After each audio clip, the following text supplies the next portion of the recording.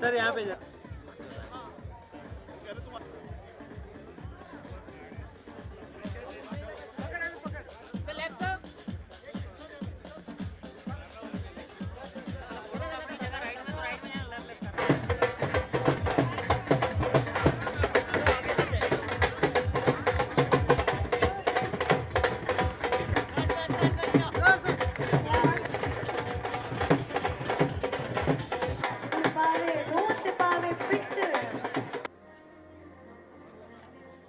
जोरदार ताड़ियां हो जाए। सबसे पहले तो आप सबको लोहड़ी दी लख लख बधाइयाँ।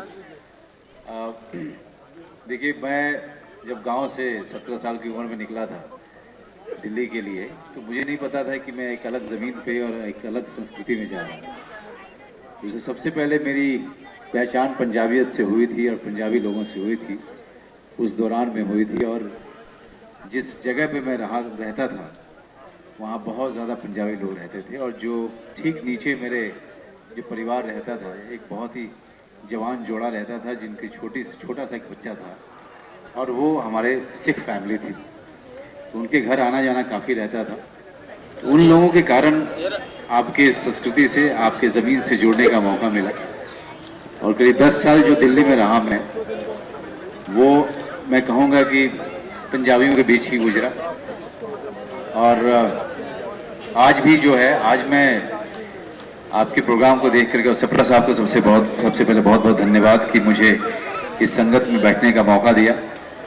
इस आप लोगों के संस्कृति के बीच में, आप लोगों के बीच में, अपने परिवार के बीच में एक जगह दी, इसके लिए आपका बहुत बहुत धन्यवाद। इतनी इज्जत अफजाई की, thank you very much for this. Lohri हो चाहे बैसाखी हो, वो मेरे ग्रोइंग अप ईयर्स का एक बहुत बड़ा हिस्सा रहा है।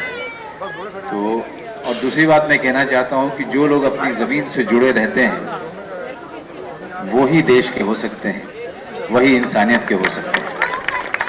जिन्होंने ज़मीन को छोड़ दिया, जो ज़मीन को भूल गए, अपने परिवार को भूल जाते हैं, अपने लोगों को भूल जाते हैं, फिर वो देश के भी नहीं हो सकते। Once again, thank you so much, sir.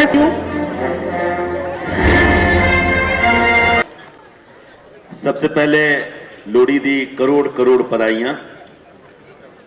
Sapra जी को बहुत बहुत शुक्रिया अदा करना चाहूँगा कि अपने समाज के इस सांस्कृतिक कार्यक्रम में हमें यहाँ बुलाया और मुंबई के सभी पंजाबी समाज के लोगों के रूबरू होने का मौका दिया।